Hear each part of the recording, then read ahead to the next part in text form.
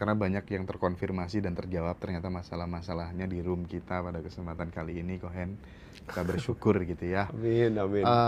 Akhirat dalam perspektif Ustadz Kohen. Waduh, akhirat. Ya, akhirat tuh sebenarnya sih menurut saya sih soal dimana kita ini lupa mengenai jati diri kita ya. Jadi itu bukan soal letak geografis. Tapi pada saat ini tuh kita nih bagaimana kita mengenal diri kita ini secara utuh gitu loh.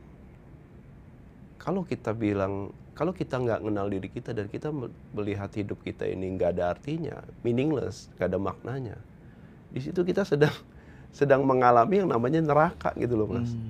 Nah, misi jiwa dia itulah sedikit demi sedikit itu membawa dia keluar sehingga dia inkarnasi. Kata re itu sudah terhapus gitu loh dalam label jiwanya. Nah, soal surga dan neraka itu sebenarnya soal presentnya, Mas. Oke, surga nerakanya nanti dulu. Oh ya, oke. Aku agak berkontemplasi sedikit sih tadi. Udah mulai connect. Itu penjelasan menurutku sangat elegan dan mudah sekali diterima gitu ya. Jadi kan ada tuh teman yang komen, aku nggak kuat Kohen menerima karmaku yang aku jalani saat ini gitu. Kohen memberikan solusi, fokus ke dharma, fokus berbuat baik sebanyak-banyaknya. Jadi kan ya harus yang hidup sekarang ini yang harus berbuat baik sebanyak-banyaknya, karena hukum di alam semesta juga kan ada menabur, ada menuai gitu ya. Ketika kita menabur kebaikan sebanyak-banyaknya, pasti dong tanpa kemudian kita bingung, aku nih talentku di mana, potensiku di mana, itu secara presisi alam akan menuntun kita dari taburan-taburan perbuatan baik yang kita alami, yang sudah pernah kita kasih kepada semesta, kepada teman, kepada siapapun gitu. Dan akhirnya itu juga bisa berpengaruh terhadap luck faktor gitu ya. Keberuntungan gitu. Semuanya menjadi lebih mudah gitu. Singkat cerita, bagi teman-teman yang bingung gitu, pokoknya mudahkan urusan dengan orang lain, suka nolong, suka berbuat baik, gak menyakiti orang. Seperti itu, Kohen. Ya, kuncinya sih di ketulusan hati, Mas. Ketulusan hati. Gitu loh. Jadi kadang-kadang kita ini supaya apa? Supaya kita nggak terjebak di ranah transaksional ya. Iya. Gitu loh. Mungkin di awal iya ya. Saya ingin kasar ngomong itu kayak tawar-menawar ya dengan dalam menjalani karma ini gitu loh. Tetapi ujungnya adalah soal ketulusan hati. Di saat kita melakukan sesuatu yang tulus, ya, perbuatan itu akan dampaknya lebih luas. Jadinya itu low effort, big impact terjadi, Mas, di situ, Mas. Ya, kayak Mas Hendra misalnya. Mungkin bagi orang-orang ya cuma bikin sebuah channel YouTube, ya. Tapi impact-nya mengerikan itu bagi orang-orang yang butuh loh. Bisa bayangin nggak itu, Mas? Nah, itulah tabungan dharmanya di situ. Yang bisa membawa kita ini semakin terus dari satu kehidupan ke kehidupan lainnya menuju inkarnasi keluar dari roda karma itu, Mas. Oke. Gitu. Tapi kalau misalnya dari kacamata Buddhis nih, Kohen, mungkin agak relate dengan pertanyaan tentang surga neraka tadi ya. Di Buddhis itu ada ini nggak sih? Ada bidadari di surga nggak kira-kira? Di alam yang berbeda kali, bukan di. Jadi ada alam surga, ada alam di mana. Kalau di alam surga itu dia masih begitu dia inkarnasi, masuk ke surga itu dia masih bisa jatuh lagi. Gitu. Karena ini soal tabungan ya, tabungan karma masing-masing gitu. Kohen, jika orang kena tipu, apakah itu juga menjalani karma yang dulu karena kita merasa kok kena kita gitu? Itu pertanyaan teman-teman. Betul. Ya. Karena itu kondisinya didesain khusus untuk kamu mengalami itu gitu loh. Bukan orang. Jadi kan interaksinya di situ kayak yang saya bilang tadi, jodoh ya, Mas ya, teman seperjalanan ya. Mau itu orang baik, mau itu orang jahat, itu teman seperjalanan. Gitu loh. Kita ditipu orang, ya. Kita menerima karma kita sendiri, sedangkan dia sedang menanam karma buruk dia sendiri, gitu loh. Nah, interaksi antar jiwa tuh terjadi di situ. Karena secara kesadaran yang lebih tinggi itu kita ini semua terhubung. Gitu loh. Nah, pertanyaannya niatnya maunya di mana? Kalau dia niat penerimaan, ya, dia niat misalnya, kan sering tuh di room saya, Kohen, kok saya belajar kesadaran malah banyak sekarang saya mengalami banyak penderitaan yang tiba-tiba hadir sedemikian rupa, langsung segerombolan gitu. Ya karena kamu niat gitu loh. Pada saat kamu niat, pembakaran karma itu terjadi loh, Mas. Dipercepat supaya kamu tuh cerdas secara emosional. Begitu kamu cerdas secara emosional, kamu udah dominan, bisa penerimaan secara utuh itu, Mas. Masuk ke kecerdasan spiritual itu, dia udah fokusnya udah kebermanfaatan. Gitu loh. Memang begitu prosesnya. Sama halnya ketika kita pengen belajar untuk tidak melekat kepada pasangan, tidak melekat kepada pekerjaan yang kemudian sering nge-trigger kita bikin marah lah, emosi lah, kecewa lah. Itu justru pada saat kita belajar kesadaran, justru makin banyak hal-hal yang memicu kita gitu ya. Betul, karena itu adalah latihannya agar kita bisa cerdas secara emosional soal penerimaan itu. Ya, dia begitu ya karena karma buruk saya pertama. Yang kedua adalah saya sedang diingatkan kalau ada yang masih harus dirubah di dalam diri. Nah, kalau kita fokusnya adalah fokus ke dalam diri, subjektif, artinya perantara-perantara ini akan hadir, Mas, untuk membantu kita gitu loh, makin mengenal diri kita. Ya itu ujiannya kan di situ. Ya. Jadi kita harus balance antara intelektual, emosional, dan spiritual ya, Kohen ya. Oke, teman-teman, nanti 10 menit terakhir silakan teman-teman ajukan pertanyaan langsung ke Kohen gitu ya, sebelum nanti dilanjutkan sama Ci Ien gitu. Nah, Kohen sambil menunggu pertanyaan teman-teman, karena banyak yang terkonfirmasi dan terjawab ternyata masalah-masalahnya di room kita pada kesempatan kali ini, Kohen. Kita bersyukur gitu ya. Amin. Akhirat dalam perspektif Ustadz Kohen. Waduh, akhirat. Ya, akhirat tuh sebenarnya sih menurut saya sih soal dimana kita ini lupa mengenai jati diri kita ya. Jadi itu bukan soal letak geografis. Tapi pada saat ini tuh kita nih, bagaimana kita mengenal diri kita ini secara utuh gitu loh. Kalau kita nggak mengenal diri kita dan kita melihat hidup kita ini nggak ada artinya, meaningless, nggak ada maknanya, di situ kita sedang mengalami yang namanya neraka gitu loh, Mas. Akan banyak ketakutan, kecemasan yang setiap saat itu mengganggu gitu loh. Dan disitulah akhirat itu di saat kita nggak bisa melakukan apa-apa. Padahal kalau kita misalnya berkesadaran, kita bisa menciptakan sorga loh. Untuk diri sendiri dan orang lain loh, Mas. Gitu. Menghadirkan surga di saat ini. Di saat ini. Gitu loh. Karena di situ ada hubungan partisipatif kan. Jadi apa yang di saat kita niat untuk bermanfaat, ya, apa yang kita butuhkan itu akan dihadirkan dengan sendirinya. Itulah polanya gitu loh. Tapi yang paling amazed dari obrolan tadi sih memang dalam perspektif Buddhis itu ya, bahwa sebenarnya asal kemudian kita selalu berbuat baik dengan penuh cinta, welas asih, ketulusan gitu, ya semuanya terasa menjadi lebih mudah gitu ya, Kohen ya. Betul. Even itu dalam konteks spiritual atau finansial, semuanya serba tepak gitu ya. Betul, Allahumma tepak gitu kira-kira ya. Semuanya menjadi tertata gitu. Setuju. Ada aja yang menyebabkan itu tanpa kemudian kita butuh effort yang terlalu wow gitu. Semuanya menjadi lebih sesuai dengan yang kita harapkan gitu ya. Fokus ke berbuat baik dengan tulus, didasari cinta kasih gitu ya, Kohen ya. Iya, betul. Bagaimana biar emosi kita makin hari makin cerdas, Kohen, katanya. Ini ada akun Mas Joko.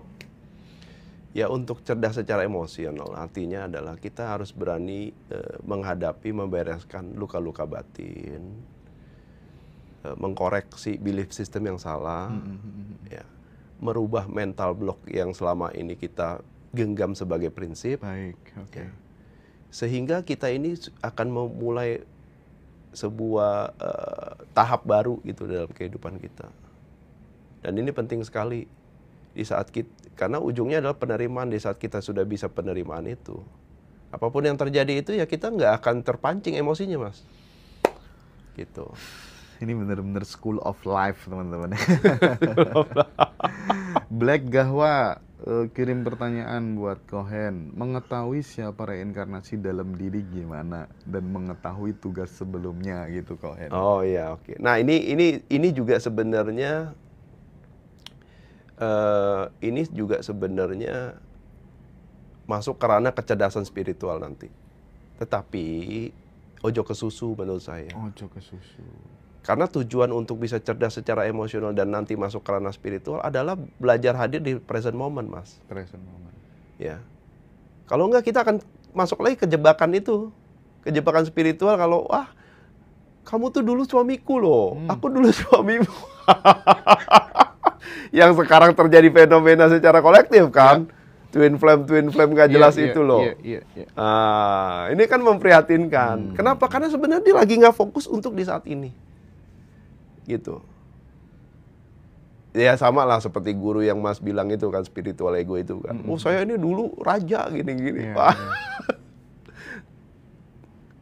Jadinya masalah. Agak ngeri bagi diri sedap sendiri. Sih, kasus-kasus seperti itu gitu. Oh iya.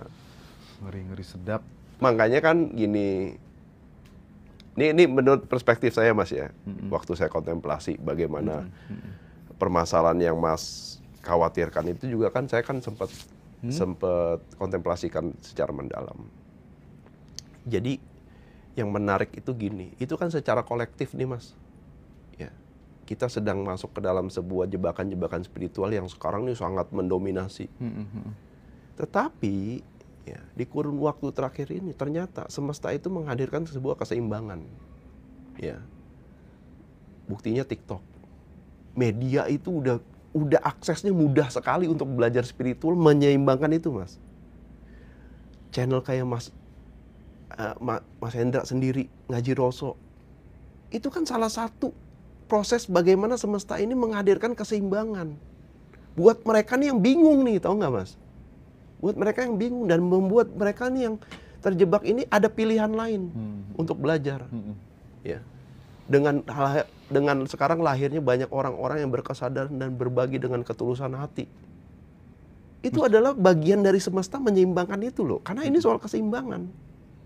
Jadi teman-teman kalau ada di dalam hati itu pertanyaan soal apakah saya harus belajar ini? Dan apakah pelajaran ini bisa membawa saya menjadi diri saya yang sejati? Diikuti aja, Mas, di follow up. Karena keseimbangan itu sudah dihadirkan. Ruang dan waktu itu sudah ditembus untuk kita mau belajar apapun itu. Udah nggak ada batasan lagi. Iya. Sekaligus saya mengirimkan pesan kepada sahabat semuanya gitu ya.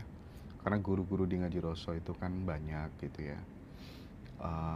Dan karakternya beda-beda gitu. Latar belakangnya beda-beda gitu.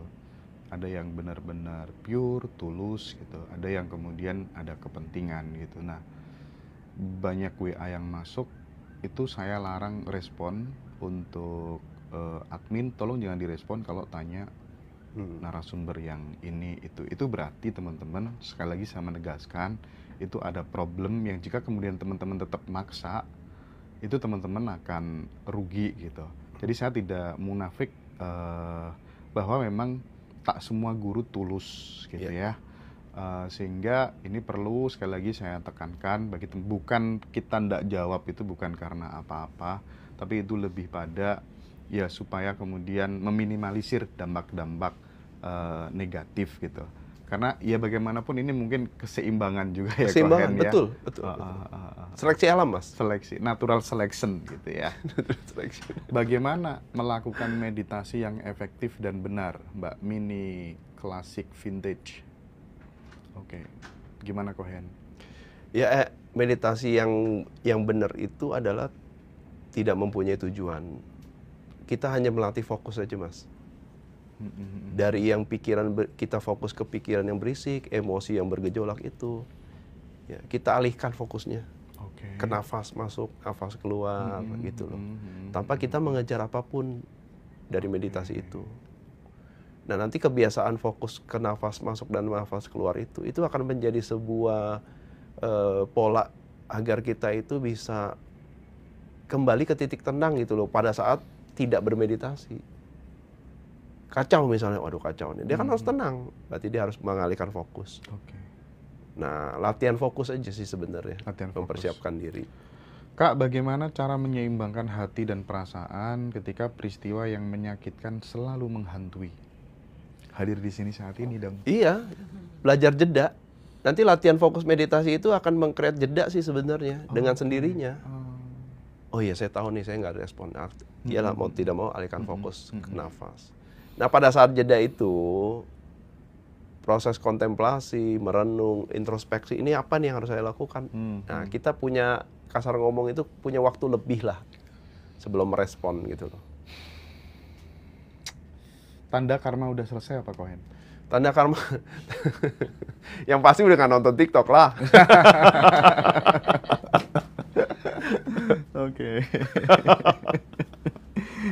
Oke deh. Ada satu pertanyaan yang mungkin ini jawabannya mungkin agak panjang ya. Dalam perspektif Buddhis mungkin saya pengen dengar langsung dari Kohen.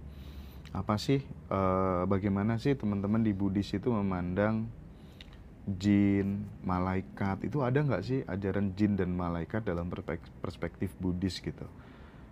Bagaimana, Kohen? Oh, tentu ada. Ada? Ada. Jelasin, Kohen. Jadi itu kan soal... Bersayap nggak?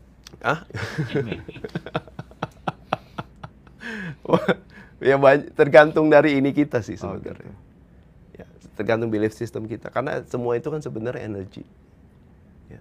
Di saat kita percaya itu bersayap, ya bersayap. Gitu. Di saat kita percaya itu bertanduk, ya bertanduk gitu loh. Nah, jadi di agama Buddhis itu ada beberapa alam sebenarnya. Ya.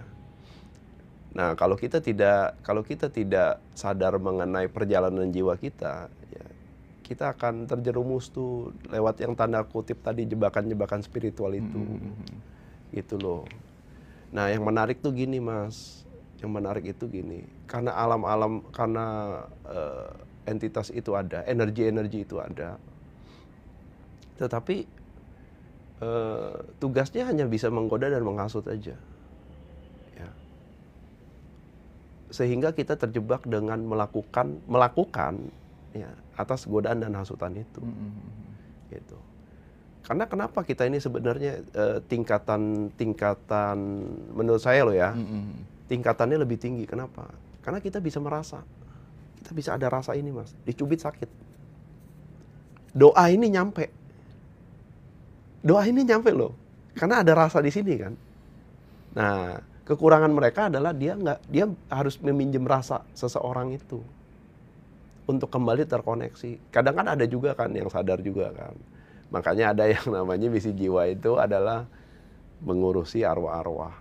Nah, tapi ya esensinya adalah ya nggak usah takut. Kita lebih tinggi soalnya.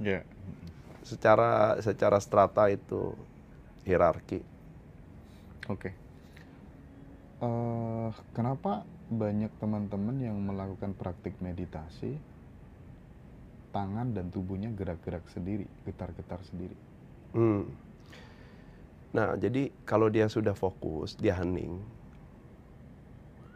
dia ada kata, istilahnya tuh blending. Blending tuh nyampur, bersatu gitu loh, ya, dengan vibrasi dan juga frekuensi alam semesta. Ya. Nah, mungkin dari teman-teman itu soal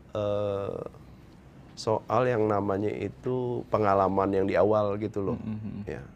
Karena ada kalibrasi, pasti dong. Namanya kita kan kalau ketemu orang wifi misalnya kita connect, itu ada kalibrasi di situ kan. Ada update sistem. Nah, makanya proses-proses itu wajar sekali.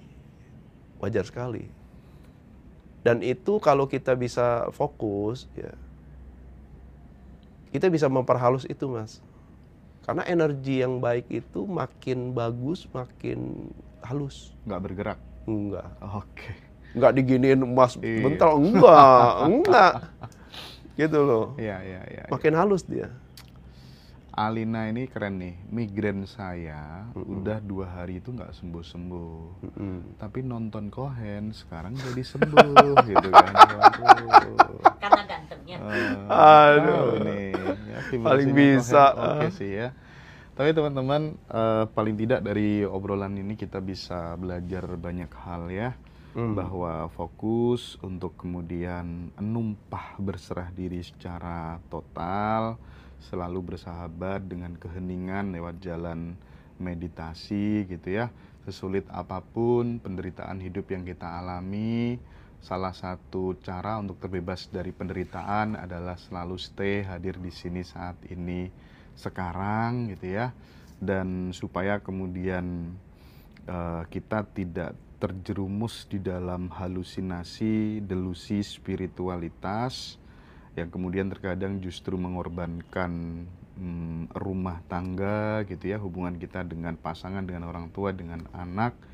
Harus balance antara IQ, EQ, dan SQ gitu ya Cohen ya. Ya. Oke, menarik sekali obrolan kita pada kesempatan kali ini. Terima kasih banyak Cohen. Terima atas kasih Mas waktunya Hendra, ya. Haji Roso, dan teman-teman. Matur suwun, Terima kasih. matur suwun. Ian sekarang ya. Matiin dulu nggak live-nya? Iya dong, matiin dulu ya. Oke. Keren loh hari ini Pak Ustadz. Iya. Thank you, Makasih ya guys. teman-teman semuanya, Kak Gauri. Iya. Ganti Makasih, makasih. sekalian ya, ganti sekalian. Ntar lah ya kalau ada waktu ngopi-ngopi lah. Oke, bikin acara dong sama Oh, iya, Cohen, boleh. sama Kang Abu nanti ya teman-teman ya. Siap. Acaranya Cohen yang di Batu jadi? Di Malang jadi? Oh di Malang ya? Tanggal berapa? Tanggal 1 sampai tanggal 3. Oh 1 sampai 3 bareng Kang Abu ya. Mungkin Desember baru ke Bandung. Oh iya teman-teman, sekaligus ya yang mau ikut acaranya Retreat Nasional Ngaji Roso bersama Abu Marlo dan Dr. Wayan Mustika, itu nanti tempatnya di Sentul 3 hari gitu ya. Kalau biayanya aku belum tahu secara detail, tapi sekitar 3 jutaan informasi terbaru dari timnya Kang Abu. Nanti aku coba tanya lagi. Sekali lagi tempatnya di Jakarta dan waktunya Desember akhir tahun ya, tanggal 6 sampai 8 Desember kayaknya. Silakan teman-teman yang mau ikut bisa japri saya di bio TikTok ya. Dan atau kemudian yang mau join acaranya Kang Abu dengan Cohen di Malang, itu nanti juga bisa aku sambungkan sama beliau-beliaunya. Udah penuh, Mas? Udah penuh? Udah penuh. Oh, udah penuh. Gawat ini. Nanti aja di Bandung. Ya, oke. Di Bandung ya.